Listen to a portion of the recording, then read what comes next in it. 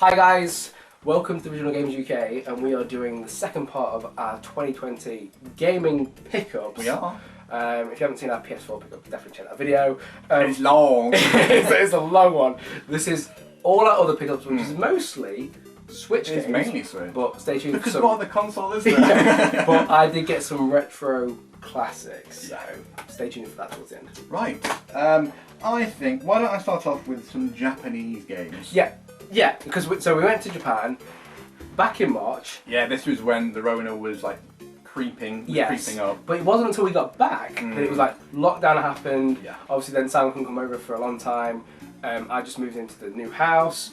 So you've never actually seen any of Simon's pickups from Japan. So one day we'll have to show you everything you got. Yeah, But I'll need to bring a suitcase. maybe two. It's heavy. It's heavy stuff. Yeah. Do you think we should do this? Have you got this game to do today? No. Okay, sorry. Yeah. So it's in Japanese, in a Nipponese. What is it? Yeah, so it's Pokemon Shield. I absolutely love this game. I will say I've got Pokemon Soul, but I got it. I'm pretty sure I did that back in January because I got it for Christmas. So first of all, about Japanese Switch games, all of them, when you put them in your English or American Switch, will instantly come up like an American or English Switch game. Yes. So it's really, really weird. So you put in this Japanese cartridge, and it will just register it as an English Switch game. One of the best things they ever did. They finally went away from the whole region locking. Yeah. But yeah, so Pokemon Shield is with. I really enjoyed it. Really, really enjoyed it. 350 something Pokemon. I'm still obviously I didn't get the DLC either. We were trading. Yes, I think I missed about 50 in the end. About 50. Pretty good going. Minus DLC. I didn't get any of the DLC. But still ridiculously good going. You're showing me that. I'll show you one more. So a game that obviously I got whilst I was on as well was Fire Emblem. Still Three Houses. My favourite game on the Switch. Yeah, really, really good. I need to play through it again. Because I went through as... The yellow? No. No, oh, Dimitri? Dimitri, the arrow, the arrow boy. Yeah. Yeah, and I really, really enjoyed it actually. So, I've never played a Fire Emblem game before this one. I've dabbled a bit. Yeah. I've dabbled a bit here. Yeah, and I've shown you some of my files. We played some of them together, but never the whole way through. I've never actually had one that is mine. So this is my first one. And I will say actually, what a game to start. Start Fire Emblem on, because it really felt like that perfect mix of difficulty, but not like Radiant Dawn difficulty or anything like that. And free time. Yeah. I feel like that may have been like my third, fourth game on the Switch. So really onto it as well, and yeah, it was a game that definitely got me into it. A game that both me and Simon have. Do you have your normal copy with you? I do. We might put it together. So we obviously have a story about this one, but yeah, again, too bulky to be over. But we have Xenoblade Chronicles Definitive Edition. Hell yeah! One of the best RPGs ever. And I sunk 120-ish hours into this. Yeah. So, one of us did get like the deluxe premium edition. We did, the ultimate edition. Yeah. So it was Simon's 30th this year. It was both our 30th this year, but Simon's 30th in May. Yeah. So I thought, what better way to celebrate that? Yeah. Than What get... a ridiculously good present. So I got Simon it was called the deluxe edition. Yeah. So it came with a record, an actual record, a massive poster. There was loads of other bits as well. Why am I forgetting what was in there?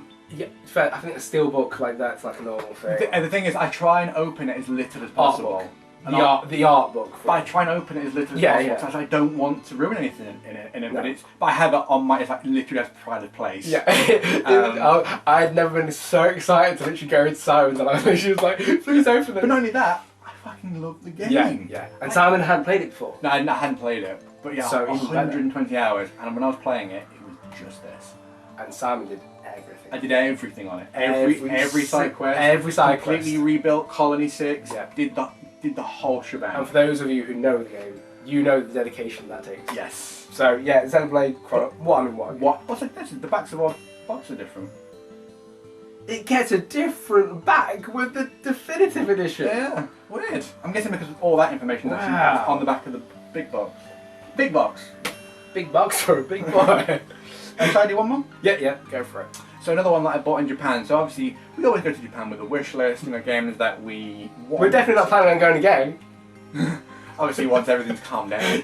But one that's on my wish list was Super Smash Brothers. The first game I love for Switch. If you have a Switch, I think it's almost like law. Yes. They have to get this because what a ridiculous. It's like having a PS1 Battle for the 7. It just doesn't happen. It doesn't happen. But yeah. So this game is incredible, isn't it? Yeah. I mean, other Smash games may have the advantage on nostalgia. Nostalgia, yeah.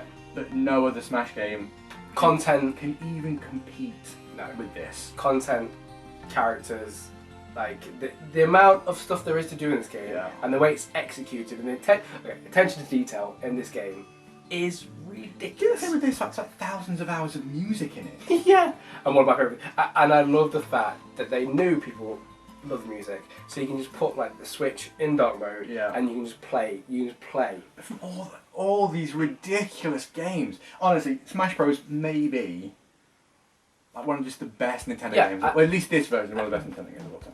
I don't think that could be argued that it's anything less than like a 97% game. Oh yeah. Anyone who likes that, like, even if you don't like it, it's like surely you appreciate the effort that's gone into it. Just the amount of content. It's ridiculous. Yeah. So I think we should both show this one. Okay. Because we both have this game. Yes. And it is, you can tell if you saw the PS4 pickups that we've been getting into our Warriors series. We have, yeah. And it is Hyrule Warriors. So I had the game on the Wii U, and this is the one that's got everything additional to it. Not that this needs additional content. Oh no. Boy howdy, is this another game with content. It's actually in my Switch. Yeah, I think mine is also. Yeah. So, yeah, Hyrule Warriors. I would also say, if you're trying to get into a Warriors game, you can't do much worse. It's like an entry one. Yeah, because I would say, Dragon Quest Heroes, but that really doesn't actually feel like a Warriors game. No. Even though it's meant to be a spin-off of it. Yeah, so yeah, I'd agree. This is probably the one to like dip your toes in. Because it's simple enough where it's not too high, it's difficult, but the combat isn't hard to understand. Yeah. It's just the difficulty of the game is actually quite hard. yeah. Some of those maps, like the adventure maps. Yeah. Yeah. Shall I go next? How many you got? I've got 2. So me next, because I have 3. Following on from that theme. Okay, it was the price that got me into this, and I thought, why have I not got? It's actually come down a bit as well. Still. Oh yeah, when you said that, but yeah, Fire Emblem Warriors. Yeah. So I've not played enough to know if this does happen. So forgive me if I'm putting it down on this by saying the only reason why this didn't grip me as much is because it didn't have characters from the previous game so far. Yeah. Like Marth, but it didn't have Ike, it didn't have Sloth. So I was just kind of like, I want those other characters. But I still really, really enjoyed it. And the graphics on this one, obviously compared to Hyrule Warriors, was like, it just looked sick. It was like a proper Switch game. So have they actually, so is this how it looks on the 3DS then? Or is this completely redone for the Switch? See, to me, this, so how Wii U to Hyrule Warriors, it just looks like cleaner. Yeah, just like the lines are clear. Yeah, but this one actually looked like a full-on Switch game. Maybe they've done some tweaking, I guess. Yeah. Interesting. Yeah. And also, we mentioned price. I think it was like £21. Yeah, for any Switch game, that's pretty unheard of. That's silly, because Switch games minimum are like 30. I was going to make a check. I was like, so for the amount of PS4 games we've got, we actually probably spent more on Switch games. Well, yeah, I mean, those 3 I got from Japan was like 150 quid. Oh, if you're showing this one next. I think I'll do this one first. Yeah, I'll leave that one until last. So another game I've completed, and I really enjoy. Because I think I'd just done Persona 5. And I was like, what a better way to follow on Persona 5. Well, this game just fills in that Persona 5 Tokyo Mirage Sessions. Wait a second. F-E. Sharp F-E. Encore. Encore, that's it, yeah. Yeah, honestly, this game is so good. So good.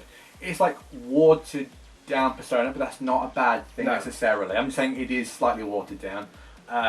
But with idols, Japanese idols, which can be a bit cringy, but at the same time actually can be quite funny. Yeah, it can, yeah. It's just so good. This game. So good. And obviously it blends in some bits of Fire Emblem actually really, really well. Oh yeah, and what do you call it? The Carnage forms. Carnage! Getting all the Carnage forms and then getting all the stats and boosts to do with them. Yeah. Yeah.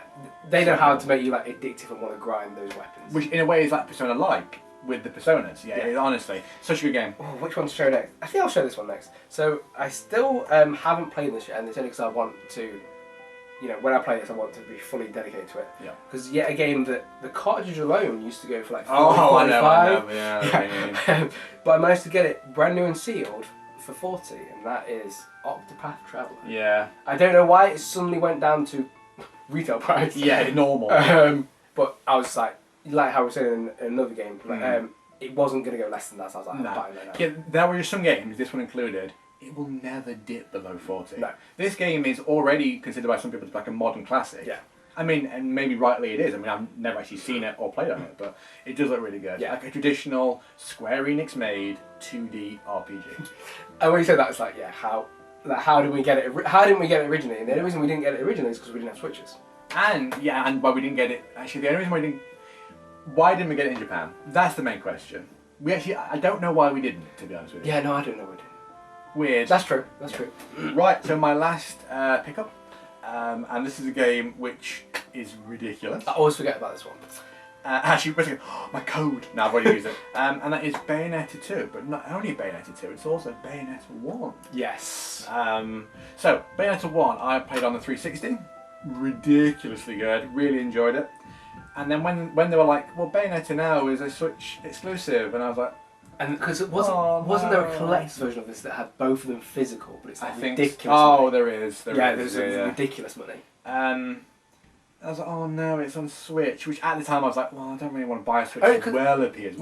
Yeah, that's the thing. You had to invest in the Switch, and also Switch games are just more expensive. Yeah, and I was like, oh, that's kind of crappy, you know what I mean? But yeah, so in the end I got Switch, and if you're going to get a Switch and you love Bayonetta, well, obviously you have to get this. And obviously very good value. I think I got it for like 35, but that's Bayonetta 2 and Bayonetta 1. And if you like Devil May Cry, it's made by the original maker of Devil May Cry. It's so good, so good. So the last Switch game before we go on to the retro stuff is, this actually for me offends me that I didn't get this sooner. Okay. Like, why did I not get this sooner? And it was that thing of like, you said to me, 4 or 5 years ago, the Aiden of 4 or 5 years ago would have been screaming at you, being like, why wouldn't you get a version of this game where you can play it portably, on the go? And I was like, God, it's so true. Yeah. So you show it first, yeah. Street Fighter 30th anniversary. I think the only reason why you didn't is because you already bought it. Yeah, so I already had it on PS4. Yeah. But then it was just that thing of, wait a minute, I can play this on airplane journeys. Yeah. I can just play this, like, I want to go for some lunch somewhere. It's like, so I'm saying it as a game as a whole. It was Bayonetta playing Third Strike on, and like, we've already said that the next time we do a plane journey, it's like tournament, Third Strike. Yeah. So we'll have to stand up in the plane and go, does anybody here know how to play Third Strike? The only difficulty would be is if you did. We fortunately do have pro controllers. Yeah. If you didn't, and you're like really into Street Fighter, it could be a bit frustrating trying to do it with the normal Switch controller. Yeah, probably. You would have to you'd have to relearn the game. Yeah. But for any casual people out there, absolutely fine. And then if you've got a pro controller, absolutely fine. Yeah. So Street Fighter 30th anniversary. Can't go wrong, really, can you? So moving on to that's Switch done, yeah. Switch done, yeah. Moving on to the retro stuff, I think the last video I did was to do with me being able to play Dragon Force 2. Yes. Finally in English on the Sega Saturn. And when I was kind of playing it on the Sega Saturn, I was just like, I want some Sega Saturn stuff. And the thing that I actually got was an officially licensed Sega Saturn black controller. There was two colours, so there was the black and black, and then there was like the grey and blue. No, that's like a Japanese colour, isn't it? Yeah, but there was one that had like pink shoulder buttons. Is that the Japanese colour? Yeah, pink shoulder buttons, and then I think it was like green, blue, and yellow. Yeah. So, I was like, which one do I get? They're both the same price. I mean, it was like £16 box. Yeah, sealed, signed, sealed, delivered. Although the one that probably wouldn't be able to deliver it.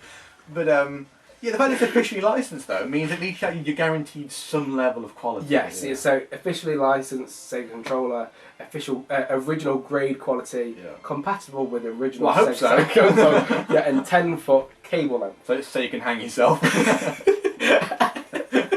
After not reliving the nostalgia days. Yeah. But so I was just like, I just want this, and the price of it. Especially is obviously trying to get a retro, like trying to get an original, good condition Saturn controller can be 20 easily. And probably will die again in the next 6 months. Possibly to a year. Yeah, possibly die. So, and then two things that I've been wanting to show you guys for the longest time. 2 Final Fantasy games. 2 Game Boy Advance games. Yes. And they are, start off with one I haven't played just yet. Look at this box. It is actually it really is pristine. Yeah. So this one's in the best condition. So Final Fantasy Tactics Advance. I don't want to open it. Just believe me when I'll show you the other one. Yeah, I hate opening card boxes. Yeah. So it's fully boxed manual game. Does it have like the cardboard tray as well that the actual game comes in? Yeah. It has everything. The only thing is I just pulled it out just to make sure that it actually plays fine. Yeah. But yeah, you can see it's like not got like anything on it. Absolutely perfect. And Game Boy Advance is one of those games to me, consoles to me that I can just get out and play kind of at any point, which is awesome. The SP. Yes. Named after me. And then so I do have the box of it, but I'll just show you. So this is the other game I got. And it is Kane Highwind. Yeah. Final Fantasy IV. Final Fantasy IV. And we have the box. Still in good. Yeah, because let's be honest. N64, Game Boy Advance.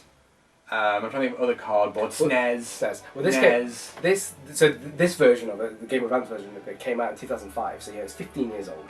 And it's a cardboard box. Yeah. So it's done well. Yeah. It's done well. I mean, can you imagine in 5-10 years actually how expensive some cardboard box games are actually going to be? Oh. Because they're still only ticking over in price. And those cardboard boxes are only going to get more destroyed. Exactly. That's why the price of them just keeps going up. Because for those people who were smart enough to know originally to keep them immaculate, like Final Fantasy Tactics, that's why I don't want to open it up much anymore. Yeah. But Final Fantasy IV, I actually wanted to play it on. Yes. I actually got this as a playable version because the only other version I've got to play it on is PS1, and it's got loading issues for the combat. I watched a video on YouTube ages ago which was like comparing all the different versions of 4, and I'm fairly sure they said that the PS1 version is actually ass. Really bad. I think all those PS1 versions are, even though I think it's pretty expensive. Whereas I think the Game Boy Advance version, I'm pretty confident in saying this, that it sits as like maybe like second or third best version to play. Yeah. And yeah, I think I've put about 15 hours into it. Absolutely loving it, and just so happy to have it as part of the collection. So that was the retro pickups, the Switch pickups, and if you've watched our previous video, that rounds off. Well, until September, that rounds off 2020. Yeah, and you can somehow they can count how many games that is, because it's a lot of games. A lot of games. Probably like 60. Easily. Yeah, easily. Yeah, easily. Yeah. So guys, we look forward to seeing you on the next video. We hope you enjoyed it, and we shall see you soon.